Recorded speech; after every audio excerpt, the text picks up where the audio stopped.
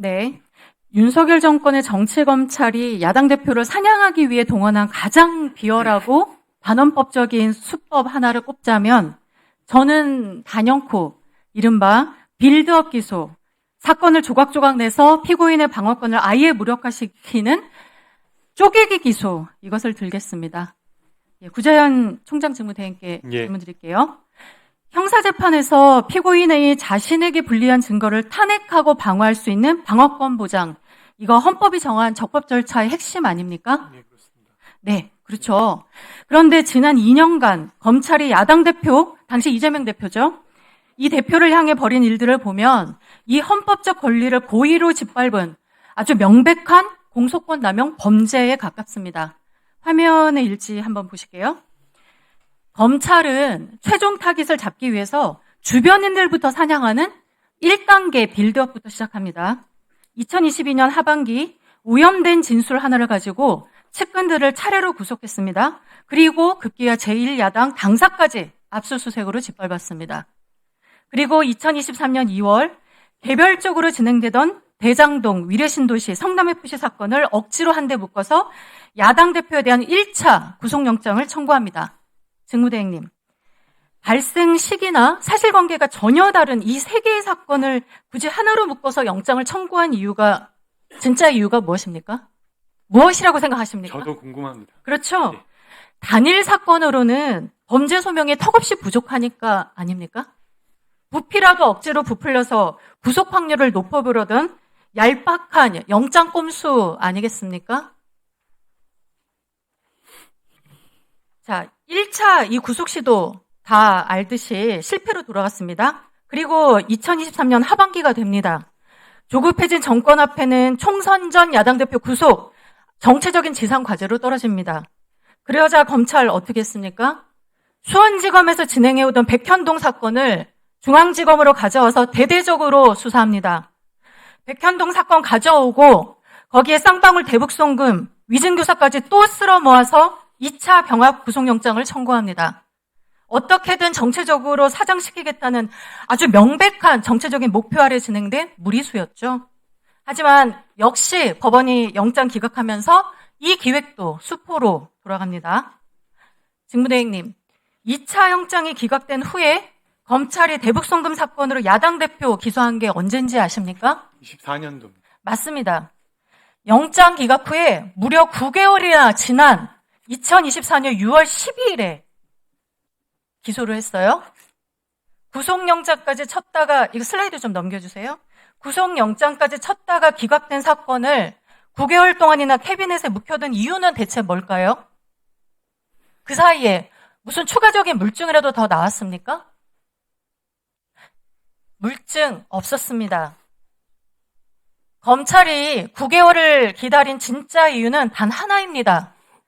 이화영 부지사의 1심 유죄 판결이라는 결과물이 필요했기 때문입니다. 바로 여기서 검찰의 그 치밀하고 악의적인 쪼개기 기소의 실체가 드러나는 겁니다. 직무대행님, 예. 김성태 전 회장이나 이화영 전 부지사를 기소한 외국환거래법 위반, 이거 절차를 위반했는지가 핵심인 범죄입니다. 그렇지 않습니까? 그렇습니다. 그 금융당국의 허가 없는. 그렇습니다. 그게 핵심. 예, 그 절차로 제가 표현했습니다. 예, 반면에 야당 대표를 엮어서 기소한 제3자 뇌물죄는 돈이 건너간 목적과 대가성의 핵심 쟁점 아닙니까? 예, 구성요건상 그렇게 돼 있습니다. 그렇습니다. 네. 두 범죄는 증명의 구조 자체가 다릅니다. 그런데 검찰은 상대적으로 유죄를 받아내기 쉬운 이 외국환거래법 위반 등으로 두 사람을 먼저 분리 기소합니다. 정작 야당 대표는 쏙 빼놓고 말이죠. 그렇게 선행재판에서 800만 달러 대납이라는 사실관계를 일방적으로 사실 확정 짓게 만듭니다. 그리고 이화영 1심에서 일부 유죄 판결이 나오자마자 마치 기다렸다는 듯이 불과 5일 만에 동일한 사실관계를 바탕으로 야당 대표를 뇌물 공범으로 기소했습니다.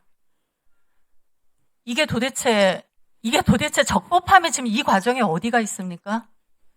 이렇게 장장 3년에 걸쳐서 정적 죽이기 기획수사가 이루어진 것입니다. 직무대행께 다시 확인합니다.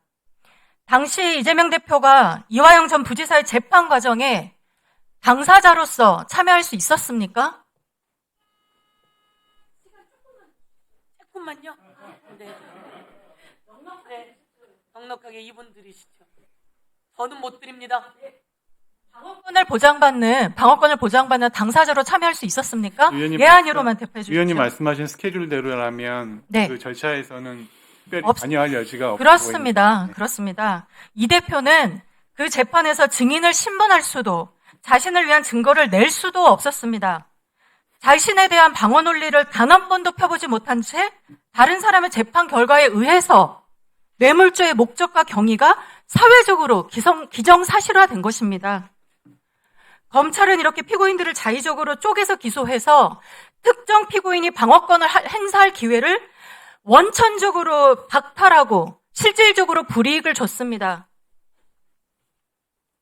자, 대행님, 예, 대법원이 의도적으로 피고인의 방어권 행사를 현저히 침해하는 행위에 대해서 공소권 남용으로 보고 있는 거 아시죠? 예, 그렇습니다. 예, 이 취지에 따르면 이렇게 무지막지한 방어권을 절대 보장받지 못했던 이 쪼개기 기소 또한 공소권 남용으로 판단돼야 되는 거 아닙니까? 동의하십니까? 재판부에서 그 개별 사건에서 그렇게- 판단할 거라고 생각합니다. 그렇게 얘기하지 마시고요. 이 취지를 보십시오. 법률가 아니십니까? 검찰의 이러한 악의적인 빌드업 기소, 쪼개기 기소는 법의 탈을 쓴 사법살인입니다. 정권의 위기를 모면하기 위해서 국가 형벌권을 사유화한 심각한 헌정 파괴 범죄입니다.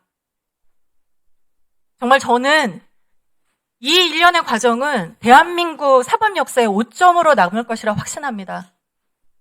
객관적인 물증 앞에서 눈 감고 쪼개기 기소로 피고인 손발 묶고 총선 대패 국면 전환을 위해서 기소 시점까지 조율한 이 끔찍한 정치검찰 행태, 반드시 그 대가 치르게 만들어야 합니다.